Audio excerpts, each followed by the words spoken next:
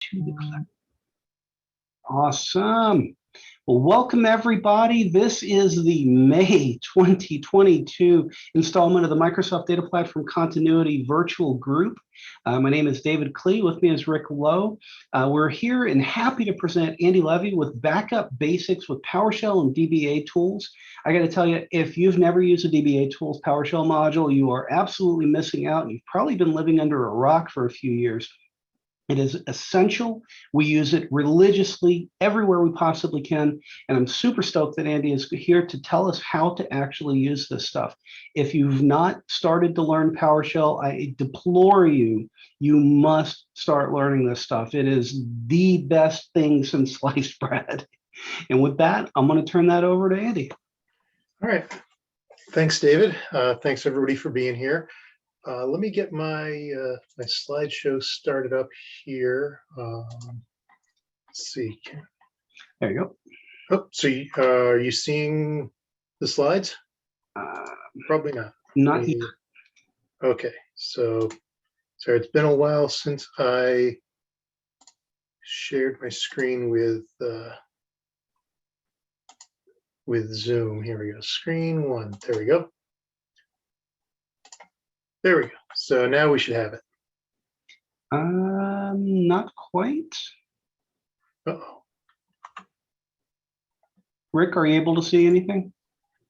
Oh, because I didn't actually click the share button. Oh, that'll do it. Yeah, there we go. Oh, yeah, that'll do it. There we go. Sweet. Okay. Yeah, that looks great. All right, terrific. So thank you very much. I'm seeing your presenter screen instead of the other screen. Oh, that's weird because I told it to share that. Can you share screen two? Is that? Yeah, do what I do. We'll just blame the cloud, right? Yeah. That's okay. Cool. That's just the slides now, and yeah. Okay. So again, thank you very much for inviting me and allowing me to give this presentation. I love doing this one because people depend on their backups, but they don't think about it maybe as much as they should. My name is Andy Levy. My pronouns are he, him. I am a database administrator, the database administrator at a company here in Rochester, New York called Benefit Resource. We manage tax advantaged benefits plans for other companies, things like your HSA, your FSA, commuter plans, things of that nature. So a little bit more about me. I am a huge fan of PowerShell. I'm also a contributor to open source software, and most especially DBA Tools itself. I've been doing IT since 1999, and I've moved from being a web developer and server administrator up to systems integrator, a database developer, and for the past 5.5 years, I've been a full-time DBA. I'm on social media. My information is there. I'll also have it at the end. A Levy in Rock and flxsql.com are where you're going to go. Again, I'll have that at the end as well. So I tell people I really, really like having backups, and not just backups at work, the things that I'm paid to keep backed up. I have backups of my photos, my personal photo library. Everybody's got digital photos now. I have 4 or 5 copies of my personal photo library. I've got them on multiple computers. I've got them on external drives. I've got them on a NAS down in my basement, and I've got them up in the cloud. I do not want to lose these things. I have backup hardware. A couple of years ago, I was doing a presentation at SQL Saturday Albany, and I had a hardware failure. My computer overheated and locked up. Well, I had an issue earlier in the day as well where my computer had locked up. So I pulled out some extra hardware. At one point, I had 3 computers on my desk, all up, logged in, and ready to go for the SQL Saturday event.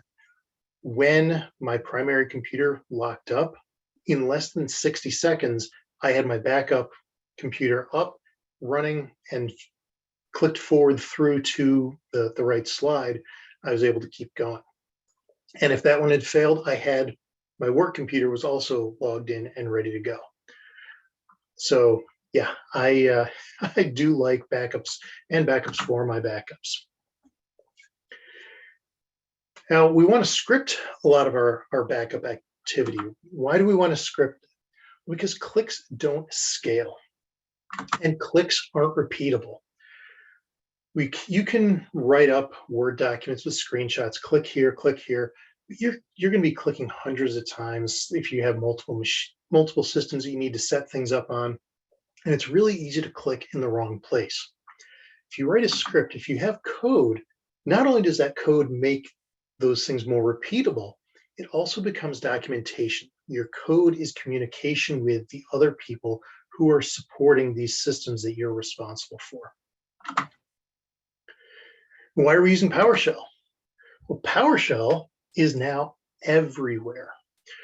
PowerShell started out on Windows, and now it is on Windows, it is on Mac OS, it is on Linux. I have PowerShell running and available on the Raspberry Pi sitting under my desk that I'm presenting to you from right now. I can run PowerShell scripts there. People who aren't DBAs, they know PowerShell too. Your sysadmins, they know PowerShell as well. If you can write a script for them and give that to them and just say, hey, run this when there's a problem, and it will take care of everything you need to do. That makes them more effective, and it takes pressure off of you. And there's a really large module ecosystem for PowerShell. We're talking today about DBATools, but there are thousands of other modules out there. Anything that you can think of that you might need to do in your environment, somebody's probably already done it, or at least started on something to do it, and saves you that work. And especially in the case of DBATools, it's really, really well tested. We'll get to that in a minute. Why are we doing DBATools? Why are we talking about DBATools? This module is written by DBAs for DBAs. It started when Chrissy Lemaire had to migrate a whole bunch of SharePoint databases from one environment to another. She did not want to do that manually because nobody wants to do that manually. So she started writing a script, and then it became a function, and then it became multiple functions, and then it became a module, and she put it out into the world, and other people started using it.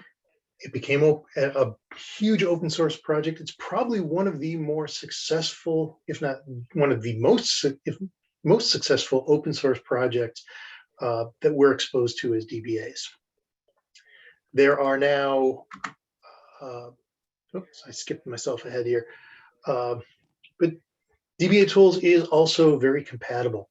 While the project doesn't explicitly try to be compatible with older versions of SQL Server, a lot of the functionality works all the way back to SQL Server 2000, which is something that a lot of tools are not doing anymore because that was 20 plus years ago. Do we really need to support that anymore? Unfortunately, some people still do.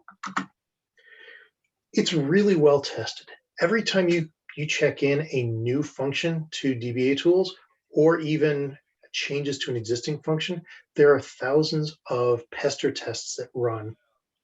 And you can't even commit a new function without having a suite of tests written for it that will have to get run before it can be rolled out into the main release. And there are thousands of DBAs using it as well. So bugs are found pretty quickly, and we can hopefully get them fixed fairly quickly as well. DBATools is well documented. Every function comes with comment-based help. I'll show some of that in my demos. But there's also a lot of people out there blogging about it, myself included. There's a lot of documentation out there just how to use DBATools. The help is all available on the DBATools website. I need to update this last number here. When I last updated this slide a few months ago, there were 640 functions in DBATools. And at that time, 512 of them ran on non-Windows, non-Intel platforms. That number, both those numbers are probably higher now. So you can manage your SQL Server environments from a Raspberry Pi, from your M1 MacBook, from your Linux laptop that you take with you on the road because it's super thin and light. Advantages of using DBA tools, beyond what I already talked about, frequent releases. There are releases probably once or twice a week with updated functions, bug fixes, new functions. So it's ongoing support. It's constantly being worked on. It's scalable across your entire estate. Most DBA Tools functions, if you can run them against one SQL Server instance, you can run it against 100 instances or 1,000 instances. The function called Update Dba Instance.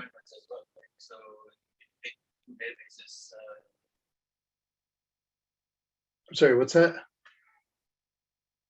Somebody was off mute. I corrected it. Okay. Sorry about that. So the update DBA instance function, which I'm not going to show today, but it does exactly what it sounds like. It will install cumulative updates on a SQL Server instance. You can point that at every instance in your environment and point it at a folder that has all the updates downloaded into it, and it will figure out, okay, that's a 2017 instance. I need to run this update on it, and it goes off and does that. That's a 2019 instance. I need to run this update on that system. It will, and it's all from one command line. So you can run things and just walk away. And you should probably have some logging to keep track of that, so when you come back, you can see what happened. But it works just the same on one as it does on 100 or 1,000. DBA Tools works with both on-premises instances and databases and Azure databases and instances. Now, not every function is going to be applicable to, say, Azure SQL DB, but the options are there for where there is overlap in the feature sets. You can use those. The hard work is already done. I cannot tell you how many times I've spent an afternoon writing a PowerShell function to do XYZ for my environment. Then I stopped myself and said, wait a minute, this feels like something somebody else has already done.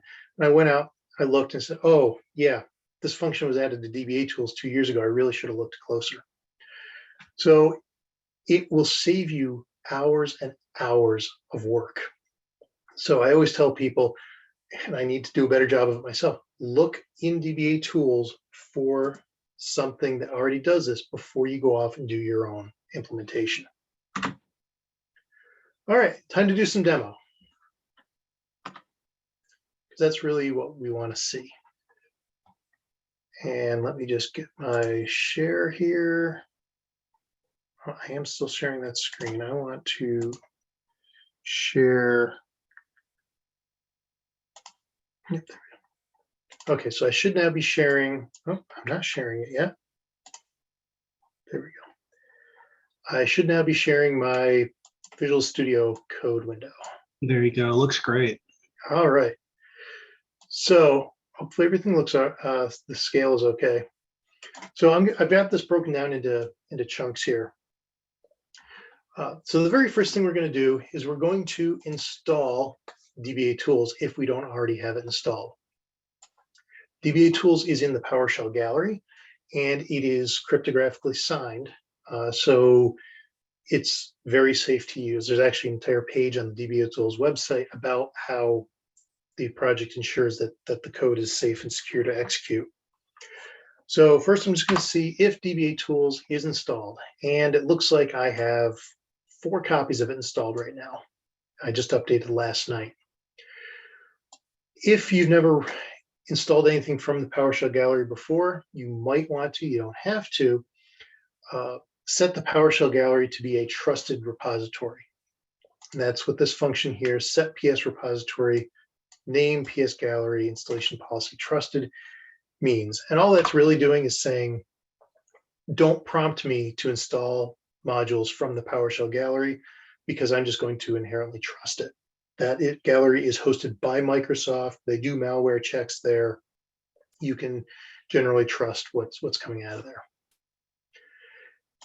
And now I'm going to look to see if there's a new version of DBA Tools available to install. The first thing I'm going to do is say, do I already have it installed? If I do, I'll update it. Otherwise, I will go ahead and install it.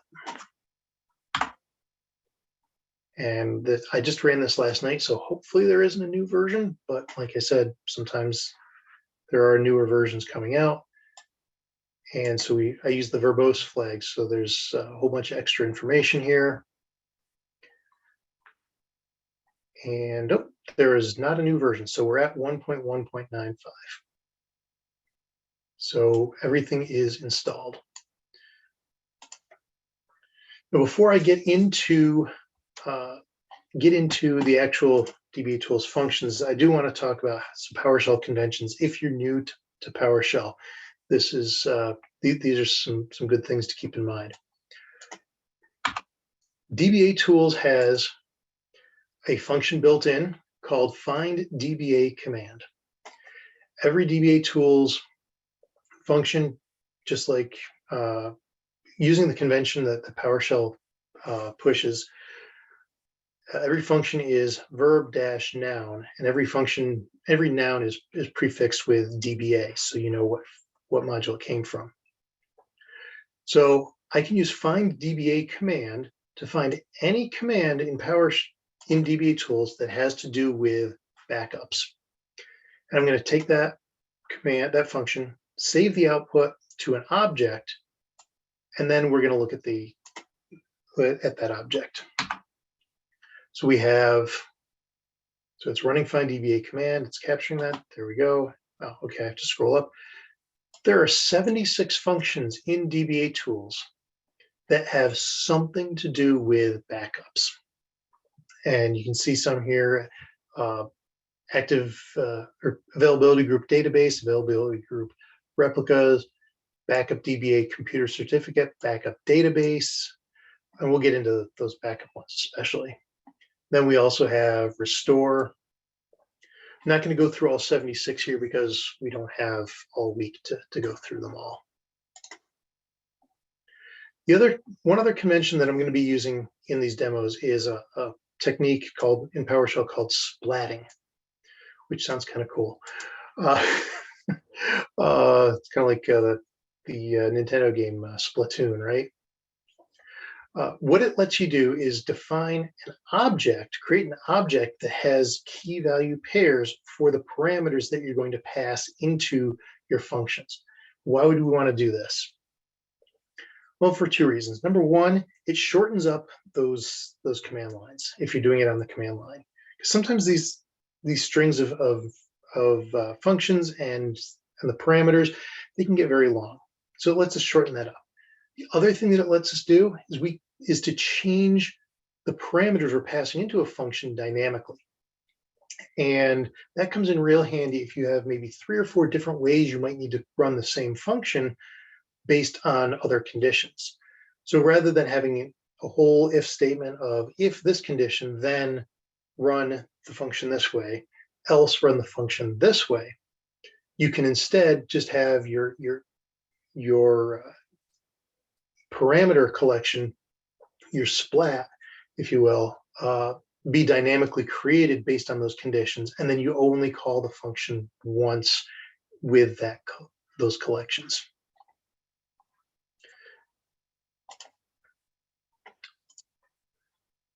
So before I start backing up my database, I have something else I need to back up, and that is I use in my environments, because my security director tells me we need to do it. I use transparent data encryption, TDE, on all my databases. And to do that, I have to have the service master key, which is always going to be there. I also have to have a master database master key, and then I have to have encryption certificates, at least with how we've got to have TDE set up.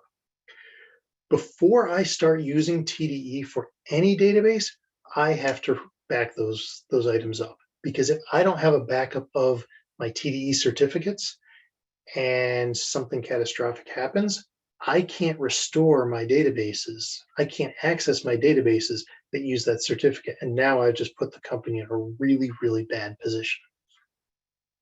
So I'm going to back up my service master key. Please don't use this password. It's not a good password. It's just really good for demonstration purposes. So I'm going to create the backup password for my service master key, convert it to a secure string. I'm going to save that to a variable. Now here's my parameter collection. I'm going to point it at my local computer. Its name is Flexo, and I have 2 instances on it. One is SQL Server 2017. I'm going to tell it where this backup is going to be written for this key and what password to use. So I've got a couple of strings and then just the object that I saved up above. And now I can call backup DBA service master key with those parameters, and it will back up my service master key to a file. Run that, and over here we've got, actually I'm not sure that's going to work, so I'll skip that. Now we've created this file over here. Here's my service master key backup, and it even, I didn't tell it tell the function how to name the file. It just knows to say, to call it the name of the instance.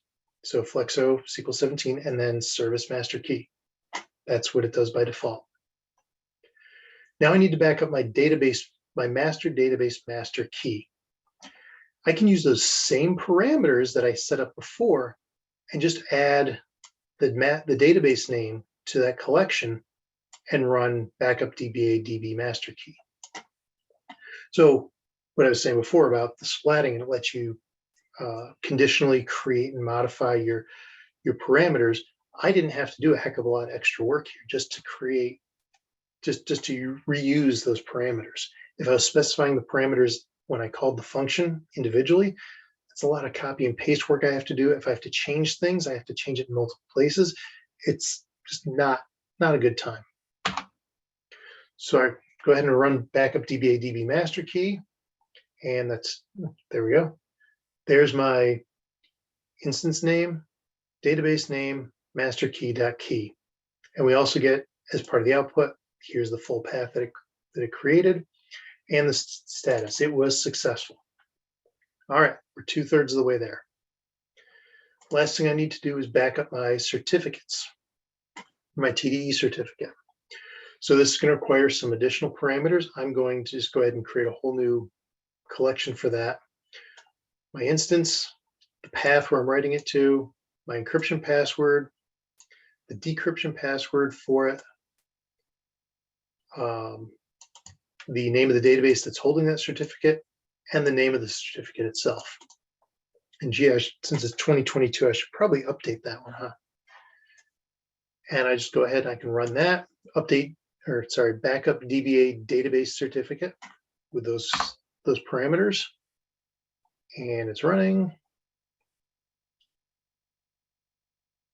There we go. So now we've created the certificate file and the private key file. We have the paths right here. Status was success. Now I could use this as part of a database, an instance setup script as well. Capture those results and write them out somewhere else, maybe to a log file, maybe to another database where we keep track of this sort of thing. The very next thing I'm going to do with these 4 files that I just created here, these backups that I created, I'm going to take them and get them into my enterprise password vault. Because right now I only have that 1 copy of them. Again, if I lose them and I have a TDE encrypted database somewhere on this instance, I'm going to have a problem. So before I encrypt any database, I need to get these objects, these files, into the enterprise password vault for safekeeping. So we've finished that. We're done with that. Now we can actually back up some databases.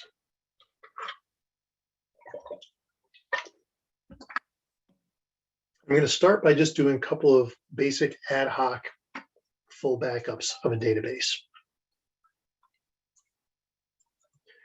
So I've got a function called backup Dba database, which does exactly what it sounds like. I'm going to specify a backup path, which is a C-SQL backups, backup, and I've got that visible here in my workspace. The parameters, I'm going to, again, use my Flexo SQL 17 instance, back up to that path. I'm just going to back up one database right now. It's called satellites. And create folder is true. This is a switch parameter when we call the function. And so for a switch parameter, I have to specify true or false when I use a splat. Now, right now, there's no backups in the root of that directory there. And I'm going to execute the backup, and I'm going to save the results out to an object. So we get some progress showing here. And now I have a folder called satellites, and there's my backup file. And no, I don't really want to open that Visual Studio. Thank you. And if you notice, I didn't have to specify what the name of the file was going to be. I could if I wanted to, but by default, DBATools is going to create the file as the name of the database, underscore, and then year, month, day, hour, minute, .back, which is probably good for most use cases. It tells you exactly where the database, tells you what the database is and when you took the backup. Let's take a look at the backup result object that I saved here, because there is a ton of information that's produced when we back up a database. And this is just a PowerShell object. We can interrogate it. Backup complete, true, great. Here's the file name. How many files did we back up? Where do we back it up to? What's the folder? What's the full path to it? Name of the database, the script that was executed, the T-SQL that was executed to create that backup. Did we do verification? I'm not going to go through every one of these. When we started, when we finished, how long it took. Total size, compressed backup size. Our total size is the same as our compressed backup size. Compression ratio is 1. We did not get a backup, any compression on our backup. We'll take a look at that later on. There's a full backup by default. DBATools does a full backup. What version of SQL Server we used. So we can take that information and interrogate it. We can log it somewhere. Again, if we need to, we can put it out to a log file or into a database. We can use that information for future steps of a script that we might be creating. So I'm going to take the backup path and save that out to another variable, single backup file. We can also do a little bit more complex backups. This backup I'm going to do here, same database, but I'm going to do it as a copy-only backup. I'm going to stripe it across multiple files. I'm going to explicitly compress the backup. I'm going to do checksum and verify with it.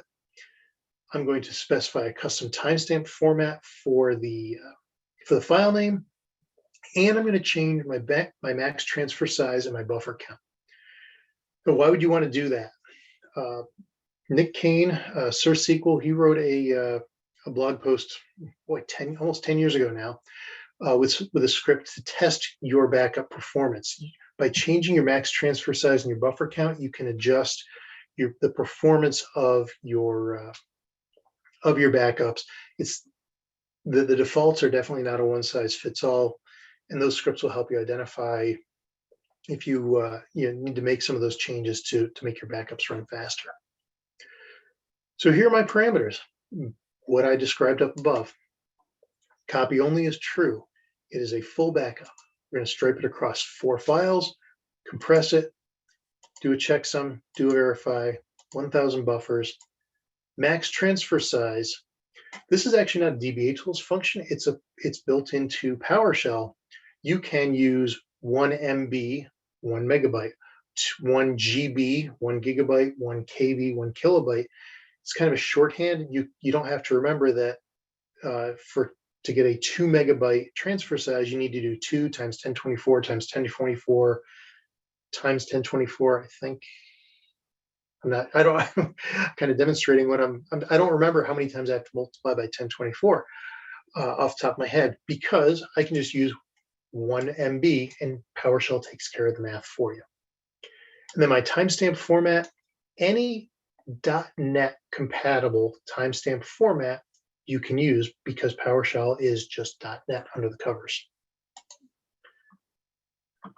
So I'll go ahead and run that and again save my results.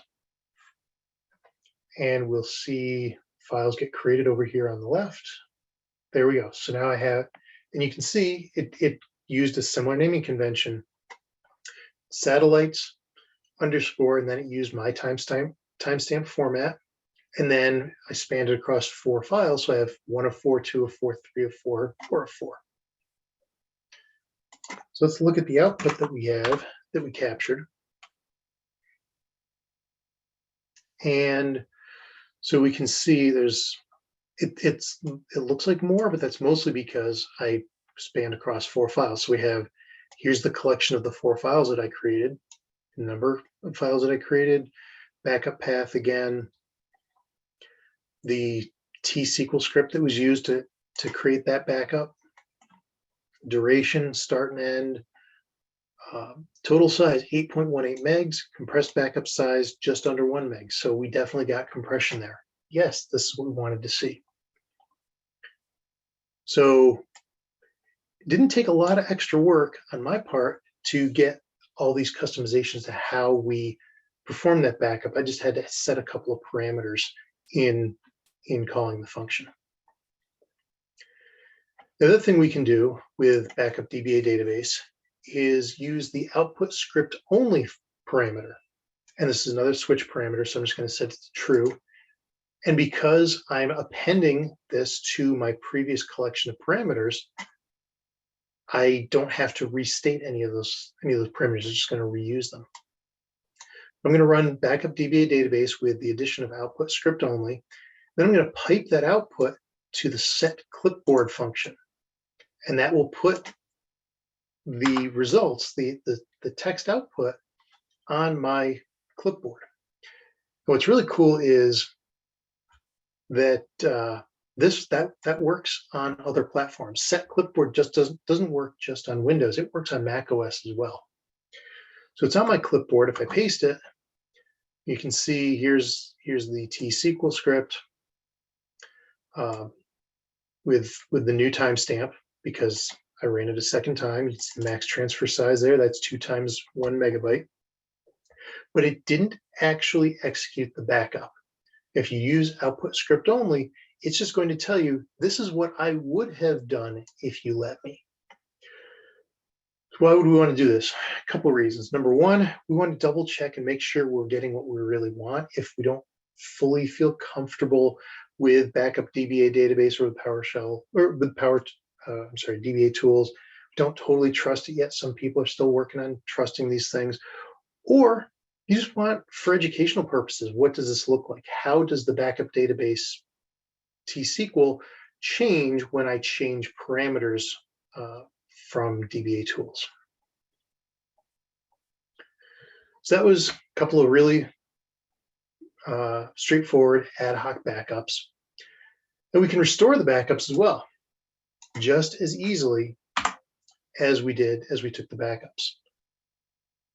So I'm going to set up my restore parameters. I'm going to restore to a different database, a different instance as well. I'm going to restore to my SQL Server 2019 instance. I'm going to point it at just the path for where I had created those backups, and I'm going to give it a different name for the database. And I'll go ahead and run that. And do I have it visible? I don't. Yeah, I don't have that visible. So, no, I don't.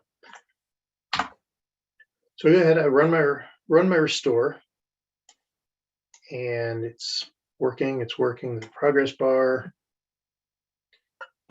There we go. Let's do my restore, and it shows me everything that output. That's going to be hard to see. So where are we here? So we have, very similar to what with the backups, the restore tells us exactly what we did. That's backup result. Where did my restore start. We've got, there we go. We restored on Computer Flexo to SQL Instance 2019. The database is satellite 19. The database owner is me because by default, when I restore a database, I am made the owner of that database. Didn't have to do no recovery, didn't use with replace. Restore is complete. We have some more details about the backups that we were restoring, the files that we restored from, and then there were files that we restored to. So we have satellites log LDF and satellites.mdf. And then the full path of where those went to. And notice, I only pointed my function at a folder. It figured out what the most recent backup was that was in that folder and restored that because I didn't tell it what version I wanted or which timestamp I wanted to restore to. And it did this not by looking at the file names, not by looking at the timestamps on the files themselves, but by actually scanning the headers of the backup files. And then my restore time, how long it took to restore the files, how long it took to restore the database. And there was no error, which is great. But let's say I don't want to restore that latest file or latest backup. I want to restore that one backup that I created at the very, very beginning, that single backup file, which was this one here, the satellites at 1427 instead of 1431.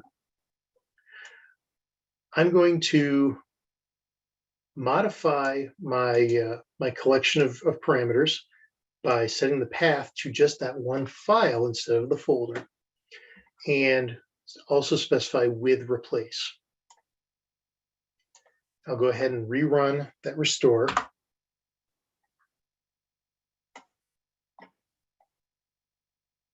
And there we go, it's done.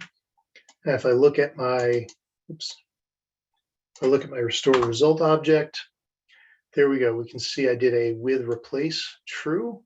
My backup file was just that one file. We have a backup file count of 1 here. And 3 seconds, everything was successful, restore is complete. But I'm still the owner of this database because I did the restore. I can use set DBA database owner and change the owner of the database to whatever I want it to be. Typically, that's going to be SA. So if I run that, there we go. Now it's telling me, okay, on this computer, this instance, database name, the owner is now SA. So the last thing I want to show is for backup and restore for this simple case is, again, like for educational purposes or verification purposes, I would just want to see what does the script look like that we would be running.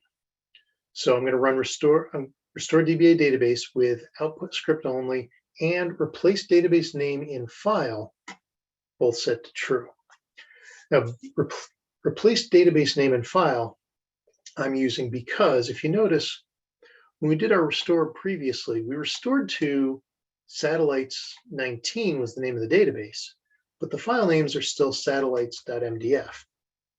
And I usually like to have my database physical file names match my database names because it makes it a lot easier to figure out which database does a given file belong to.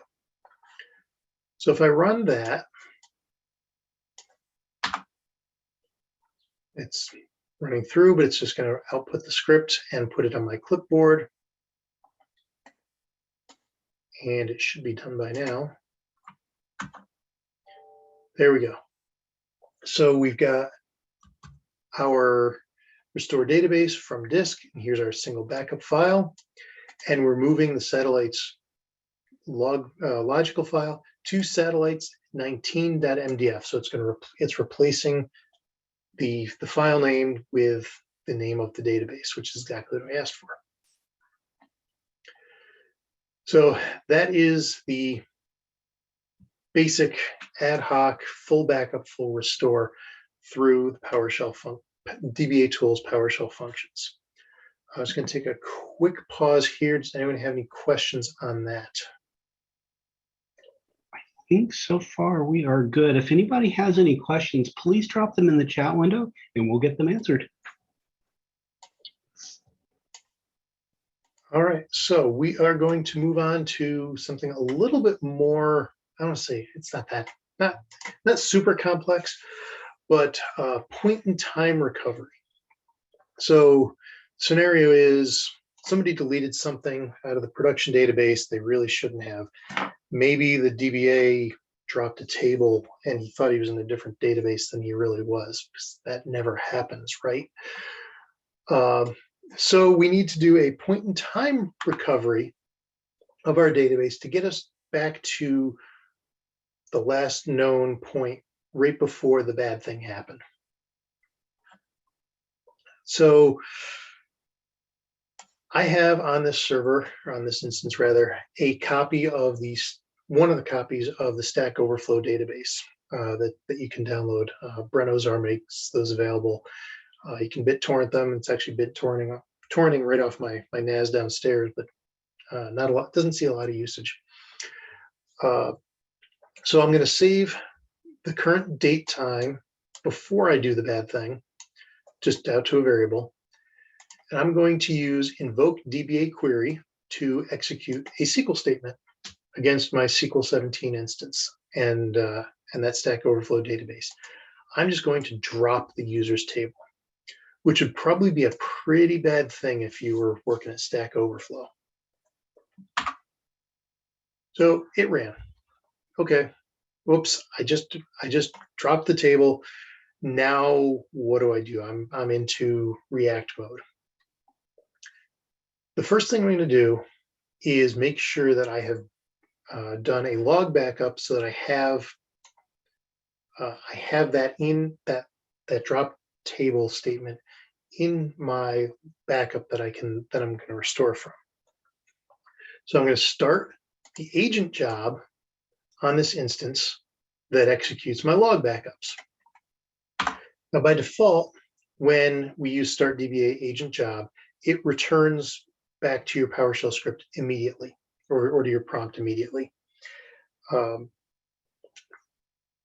But in this case, we want to wait and make sure that the log backup has finished before we go and do any additional work.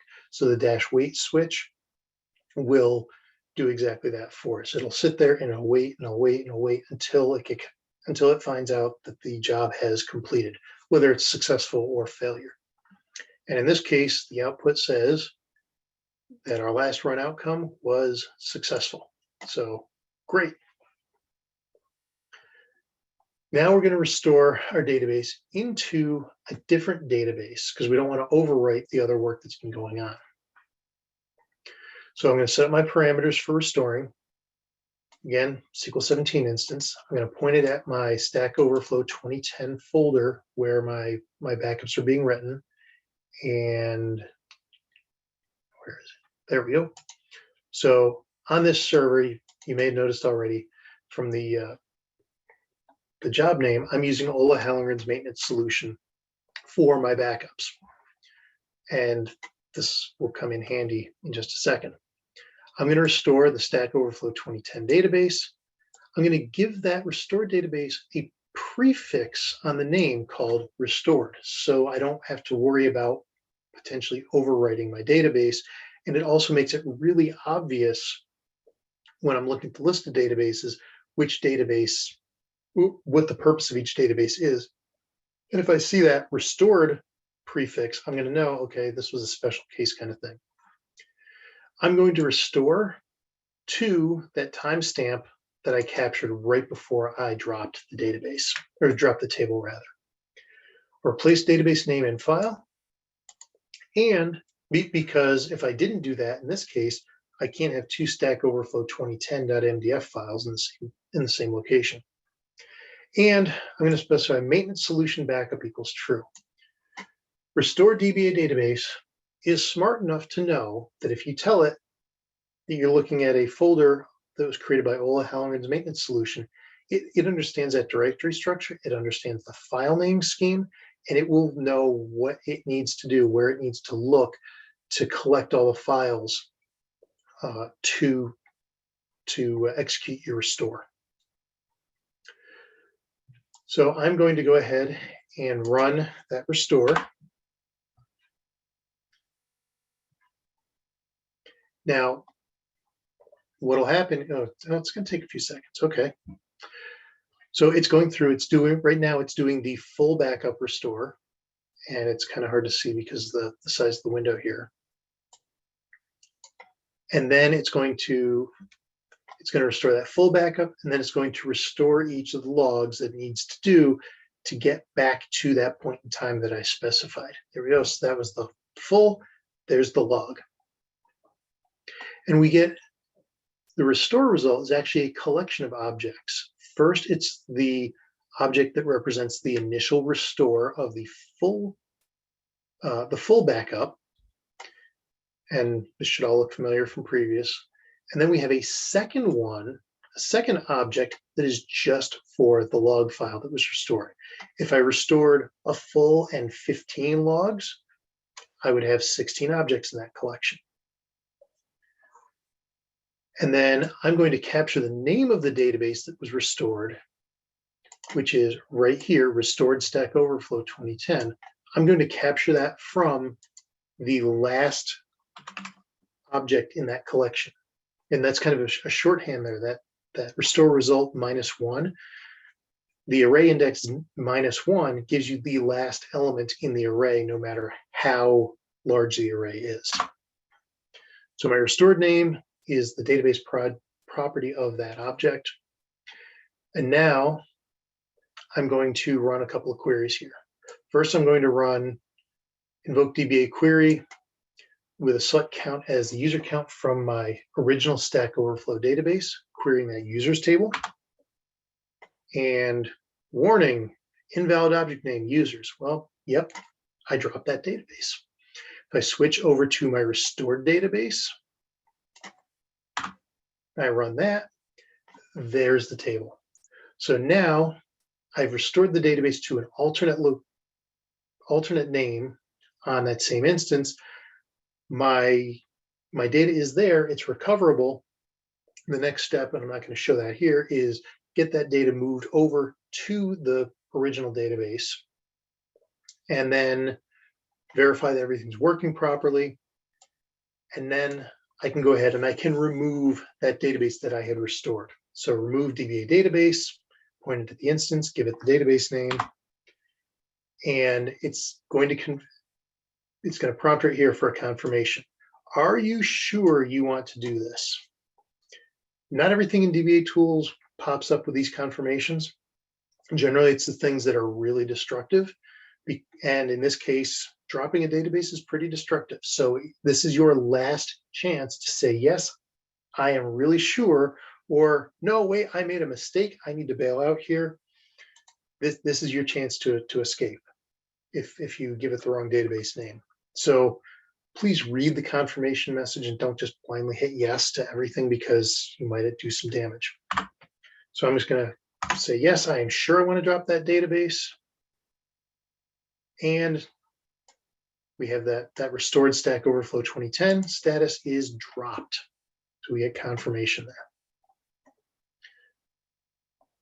there. David, is this officially 1 hour or an hour and a half?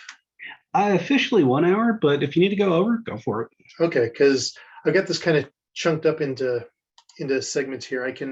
What I can do is I can do the ones I really, really want to hit, and then I can come back to other ones if we have time later on. Yeah, we got time. Go for it. All right. I want to make sure we can get maybe I should just reorganize these. I don't know. So setting up your backups. I mentioned earlier, actually, I'll get to what I mentioned earlier in a minute. I'm kind of curious, what is the default path for my backups on my SQL instance?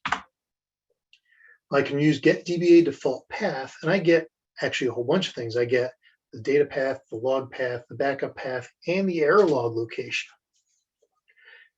And I can even query multiple instances here. This is one of the ones where not every there's still some functions that you don't want to use multiple SQL instances as your targets. But in this case, get DBA default path. Let's say I want to go and look at all of my servers, all my SQL Server instances in my whole environment. I can call this one function pass every server name, every instance name. I keep getting those crossed up, sorry. And extract the paths for every one of them with just a single function call. So in this case, I only have the two. But it gives me here's the location of the error logs on each one of my computers. You might say, okay, well, what use is that? My security department uses a SIM to, among many other things, interrogate these SQL Server error logs to look for events like people trying to log in who shouldn't be trying to log in, the failed login alerts, things of that nature. And so a couple months after I started, they came to me and they said, well, can you tell me where on each one of your SQL servers can I find these log files? I said, oh yeah, sure. And they heard me tap real quick on the keyboard. And I said, do you just want this as a CSV file? And in about 30 seconds, I delivered them a file with every computer and the location of the SQL Server error log on that computer. And they were able to just configure that very quickly in their SIM. Every now and then I send them an update just because I want to make sure they still are tracking everything. But that's how powerful some of this stuff can really get. When you can pass multiple instances into a single function and get everything just delivered to you in one place, and it's just as easy as running it for one instance. That it becomes a force multiplier.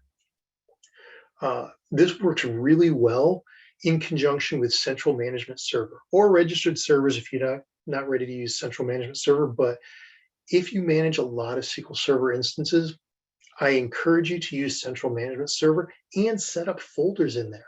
I use it, and I have 3 folders. I have dev, test, and prod.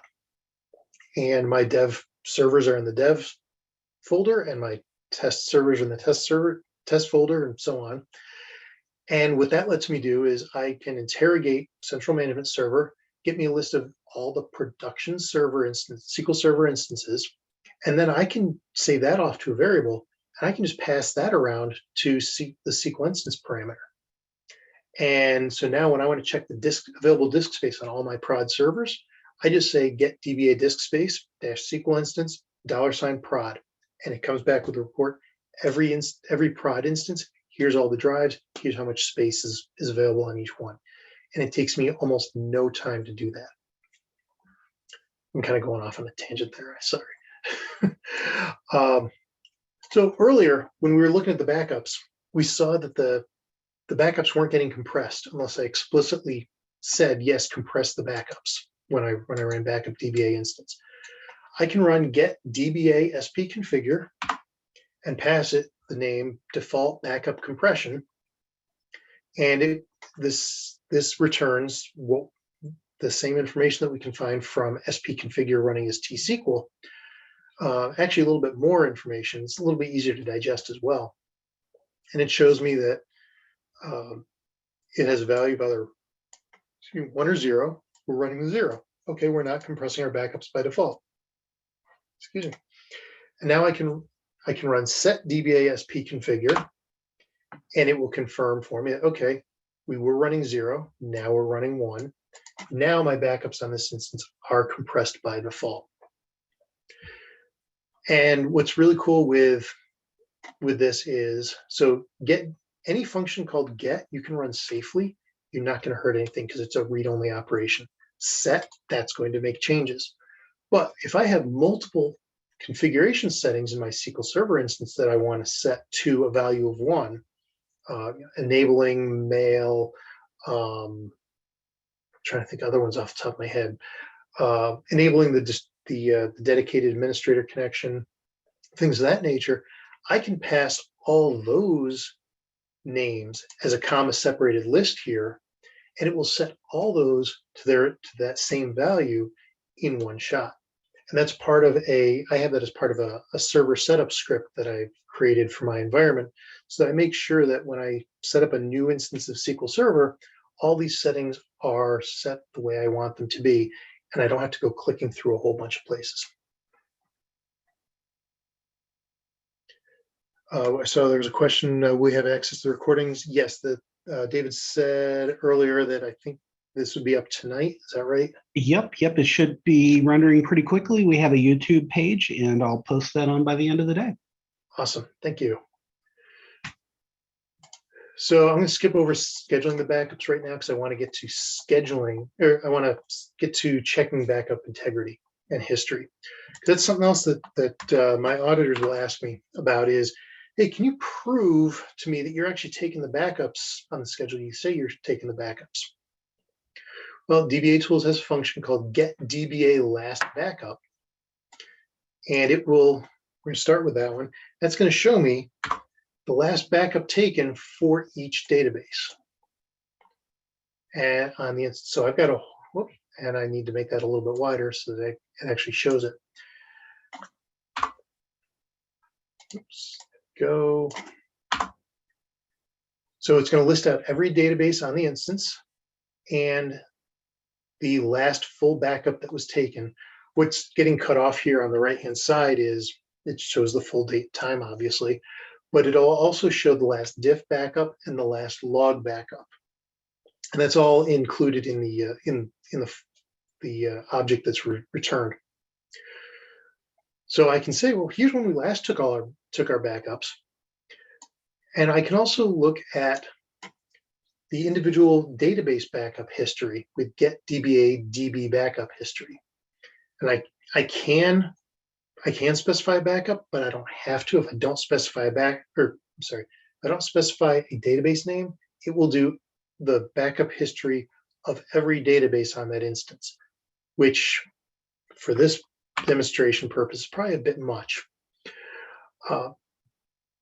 So I'm going to collect the database backup history for the Stack Overflow 2010 database, and I'm going to sort it based on the start date of that backup. And here is my backup history right here. So I had a full backup, and then I had 2 log backups. And I reset my environment every time I do this, so you only see those 3. If we want to see more recent backup history, let's say we've got days and or months of backup history. We only want to see the last 1 day of backups. We can specify when to start from. In this case, I'm going to specify get date minus 1 day. I want to look at device types only of disk, which that's the default. And I do want to include my copy only backups. But you'll notice I'm not specifying a 1 database. So this is actually going to give me all the databases on this instance for the past day. What's their backup history? And like I said, it's a lot because I'm taking log backups regularly. I'm taking full backups. So there's a lot there. If you have a lot of databases and or a very frequent log backup strategy, then you're going to have a lot of data to chew through here. And I see there is a question over here. I will get to that right when I get done with this next one, this next step. I can take that backup history. I'm going to get the backup history, save it off to an object. I'm going to use another function called export Excel, which is not part of DBATools, but is another indispensable piece of my toolkit. It does exactly what it sounds like. It will take a PowerShell object and it will make its best effort to export that into an Excel file. You don't have to have Excel installed. You don't have to, it creates an Excel file without any external dependencies. You can even create charts within an Excel file from this function, which I'm not really sure how that exactly works, but you can do it. I mean, what I mean is I don't understand how the function works. I've seen it work. I just it's magic to me. So I'm going to output to this backup history.xlsx file.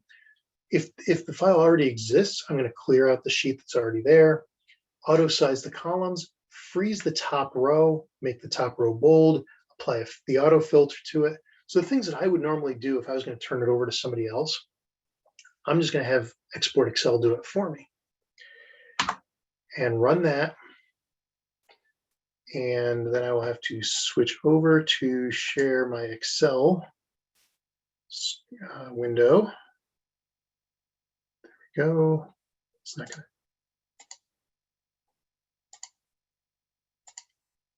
to. And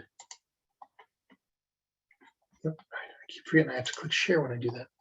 So now I've got, yep, that is showing. I've got my backup history as an Excel file, and it's got everything here. It's got the computer name, the instance name, the database name, the user that created the backup, start, finish, the size, the paths.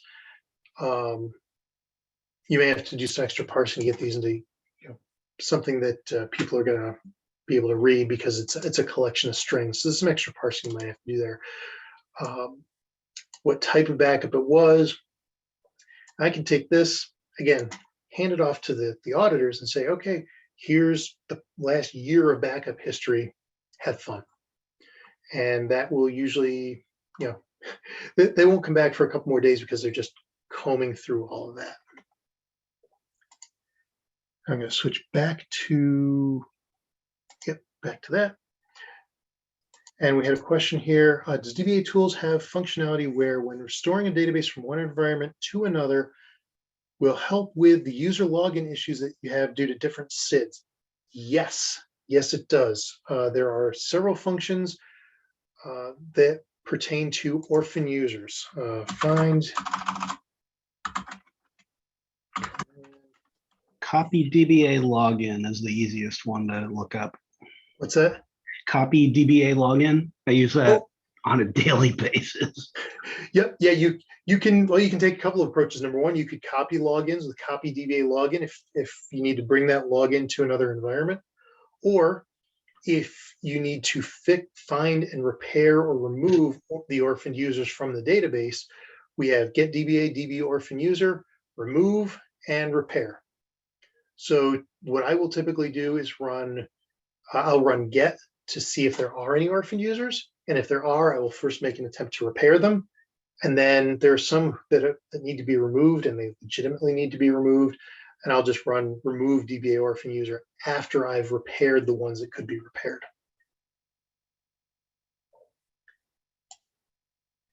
Copy DBA login that saved me so much time, especially with SQL authentication logins, because I might not have the password available to me, or I might not want to have to copy and paste it. So copy DBA login will copy not just the login, but it'll copy, if it's a SQL Server, SQL authentication login, it will copy the password as well, but it will be hashed. You never see what the password actually is. So up next, backup integrity. We're taking our backups, but do we know that they work right? Because if you can't restore a backup, then there's really no point in having that backup. So we have a function in DBA Tools called test DBA last backup. And what this function will do is go out to your backup history, and it will it'll take either all the databases that you got, or you can name specific databases you want to test. It will restore the database. It'll run dbcc check db, and then it will return the results to you. And I'm going to run that just on these two small databases, because if I ran it against Stack Overflow, we don't have all day. And you can see it's flashed there real quick. For restoring the database, it will put a prefix of DBA Tools -test restore. I think it is there. You have DBA Tools -test restore your database name, so it's really obvious what that database is.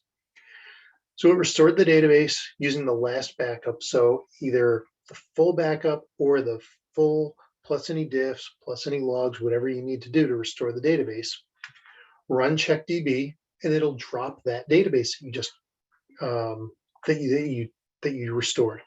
So here's our results. We have restore results success, DBCC results success, start and end for the restore, start and end for DBCC, how long each of them took, what backups were used to perform the test, all the information you might need to say, yes, we did test our backups.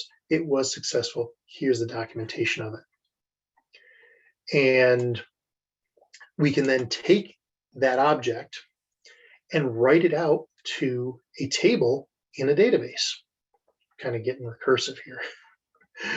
So on my SQL 2019 database, I have a DBA things database.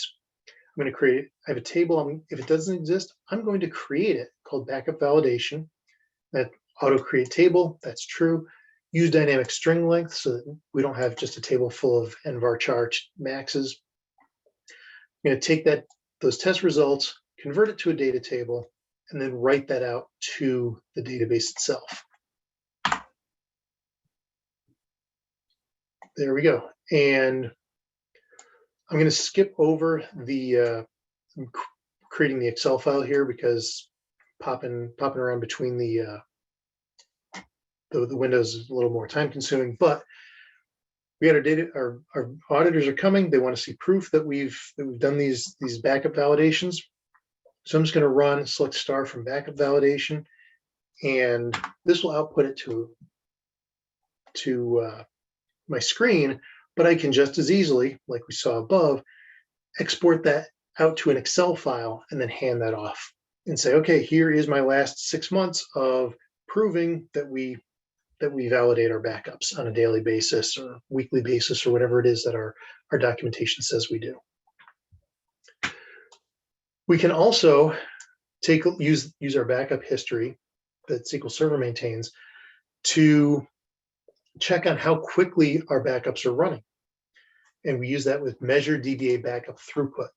And this is really just taking how big is the backup, how long did the backup take to run, and doing some simple math on it.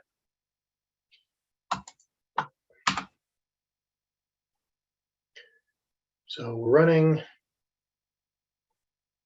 and it's going through my full backup history, so that takes a little bit longer there. And it did not show everything. Let's see if I can get it to show everything. Oops. So we have our max backup date, which is the most recent backup. So we have our average throughput, average duration. These are small databases, so the average throughput is kind of misleading because if it's only an 8 or 10 meg database, well, how much can our throughput really be when it runs less than a second? You can use that to get an idea of, well, when we're doing our backups, how much time do we need to take those backups to ensure some of our SLAs. Last one I want to show that's kind of the mandatory, and I know we're getting close on our 1 hour original time here. If the worst should happen, you've got your SQL Server instance. It's all set up really nice. You don't want to risk losing anything. There's some configuration options you want to have saved forever. We have export Dba Instance. And what this does is, and this is the help content for it. So it's kind of a demonstration of how extensive some of our help gets. Export Dba Instance will export a series of SQL script files with all your logins, your database mail objects, credentials, objects in SQL Server agent, linked servers. I'm not going to read all these off here, but your audits, your extended events, your server roles, your AGs. It'll save all this out to just text files. So if I go ahead and run that, that's going to take a second. Now to run this, and I'm not running this the best way possible because you really want to run with elevated permissions so it can get into the registry and check some of this stuff. But it's writing this out to my export directory, which is right here. So we've got, okay, and it creates a folder for, here is the the server instance and the timestamp when we created it. And here are all the files that it's creating. So if we need to restore, it's still running. We needed to restore all of our, oh, that one's not finished yet. All of our logins. That's a good one. That one's done. Here is a script that will create all the logins that exist on this instance, both SQL authentication and Windows authentication. And SQL authentication, here's the password. It's hashed. We're not getting that out. We're not figuring out what that person's password is, what that user's password is.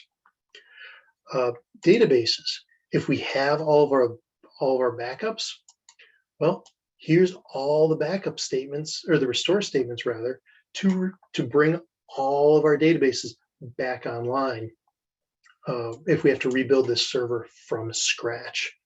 Resource governor, well, I don't have resource governor switched on, but if I was using it, that would be in here as well. All of our SP configure settings are right here, all in one script. So run this on a somewhat regular basis. Maybe it doesn't have to be every day unless you're changing things really frequently. But you run this, on a regular basis, put it right alongside your backups, get those backed up to tape or offsite or however you do your backups. And now if you have to do a restore from absolutely nothing, you can get your instance back to where you started from. So that is still running, isn't it? Yeah, this one takes a few seconds. The last one, this is kind of one of my optional ones, but I do want to get into it real quick if I can. While waiting for that, all the backups that I was doing those. There we go. Now it's finished. So OLADB Pro, I don't think I have any of those. All my agent jobs. There. Here's all the SQL required to create all my agent jobs on this instance. I just run that script and boom, I have all my jobs back.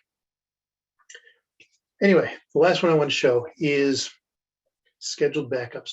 All the backups I showed you earlier were ad hoc backups. We're doing these backups when we feel like we need to. But DBATools will also help you install and manage agent jobs, and if you're so inclined, Ola Hallingen's maintenance solution, which I know a lot of folks in the community use. Very useful for both your backups and your index maintenance and your database integrity checks. See, DBATools has built right into it a function for installing the maintenance solution. So I'm going to install it onto my SQL 2019 instance. I'm going to install the whole solution. I could also install just backup, just integrity check, just the index maintenance, but I'm going to install everything. I'm going to put it into my DBA things database. I'm going to clean up my backups every 25 hours. I'm going to install the agent jobs. I'm going to have it configured to log all the activity to a table, the command log table. Replace existing and force. I'm also going to set force, which is going to force it to download a fresh copy from the internet. Be careful with replace existing.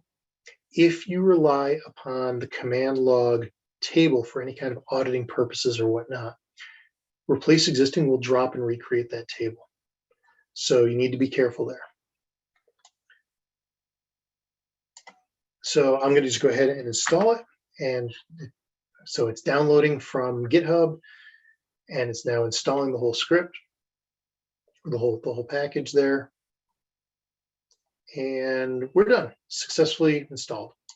And like I said earlier with my SP configure stuff, this is part of my regular instance setup script. It just, that way I always know that it's installed and ready to go when I set up a new instance. If you just need to update DBA maintenance solution, we'll download it and just update the stored procedures for you. In this case, we already know I have the latest version, so, but it's going to go ahead and update those. So I'm going to look at the agent jobs, make sure that they really did get installed. Get DBA agent job. And I'm going to just filter it down to the jobs that are in the database maintenance group or category. When Ola Hallengreen's solution installs, it creates a category for all of its jobs. So it's really easy to identify. And here they are: command log cleanup, backups, integrity check, index optimization, output file cleanup. But they have schedules attached to them. I'm going to look for just my log and full backup jobs right here. So it's just a collection of job names. And I'm going to get a count of all the job schedules that are attached to each one. And it turns out that I have 0 schedules attached to each of these jobs. That makes sense though, because I just installed it. So I need to get these jobs scheduled and running on a regular basis. I'm going to create a collection of parameters I'm going to use for all of my schedules. It's on SQL 19, my SQL 19 instance. It's going to run daily. It's going to run, and the subday type is going to, every one day, the subday type, so within each day, it's going to run some number of minutes. So I'm going to set up 2 schedules, one that runs every 5 minutes, one that runs every 15 minutes. So I have 5-minute parameters. It's just going to be a copy of that standard parameters. I'm going to call it 5 minutes, and the subday interval is 5. Same thing for the 15-minute job schedule. Just going to call it 15 minutes and a subday interval of 15. So I'll run all that, and it's not going to actually give me any output. It's just creating those objects. Create the new agent schedules in my server instance. I'm going to create those schedule objects in agent and save those. So I have my every 5 minutes schedule, my every 15 minutes schedule. And now I'm going to configure some more parameters. Here's my log backup job. There's the name. There's the schedule every 5 minutes. Same thing for the full backup. And I'm going to set DBA agent job, which is going to configure those parameters that I specified for the named jobs. And so so I've created the schedule, and now I'm associating that schedule with the jobs. And so now we see, okay, here's our agents, our agent jobs. They have not run yet, but these jobs exist. And now I can go ahead and I can start my full backup job. And in this case, I'm not waiting. So current run status, it's executing. It's successfully started, but we haven't finished yet. And now if I come back here to my job schedule check, I now have one schedule associated with each of those jobs. So they are scheduled to execute. So that is all the demos that I have for today. I'm going to switch back to my slides because I just have 1 or 2 quick slides here. That one. Oh, and I.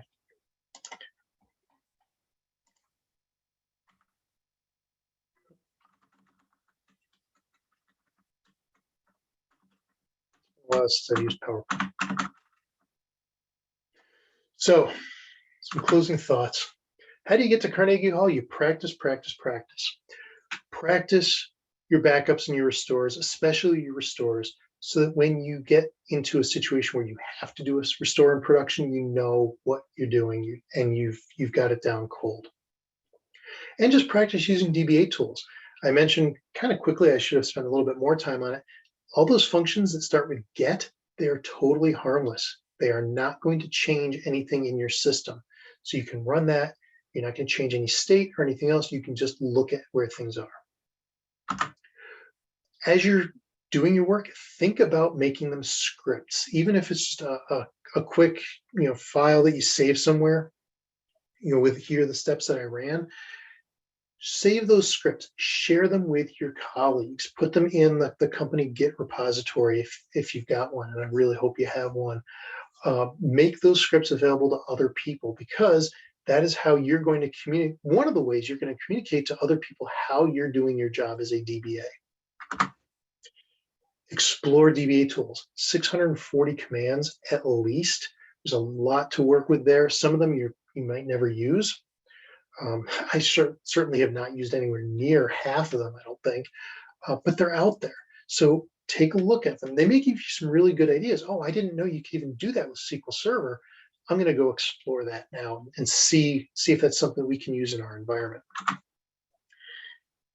Go ahead and take the next step of changing those scripts into functions, modules, to simplify your workflow. Get that out there so that you have these things repeatable and documented, so that when you're on vacation, people can just work and not have to call you while you're having a pina colada on the beach.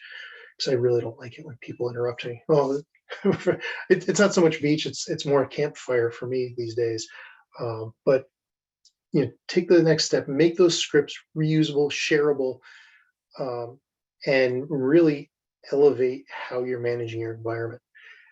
There's a lot of things I don't know how to do in Management Studio anymore, because I've been doing them with PowerShell and DBA tools for so long. Even backups and restores, I don't trust myself to get it right in the GUI in Management Studio, because I'm not used to using the GUI for that anymore. So the scripts, the slide decks, those are available at tinyurl/backupbasics. It's all in a GitHub repository. I probably ought to push up a newer version pretty soon here. My contact info there is on the bottom. I'm A. Levy and Rock on all the social media, Twitter, Instagram, LinkedIn, all that. My blog, where I do occasionally still write about DBA tools, is at flxsql.com, Foxtrot Lima X-ray SQL.com, and you can email me there as well. Thank you very much for giving me the opportunity to speak here today, and I hope you all have a great rest of your day. Thank you, thank you, thank you. That was absolutely fantastic.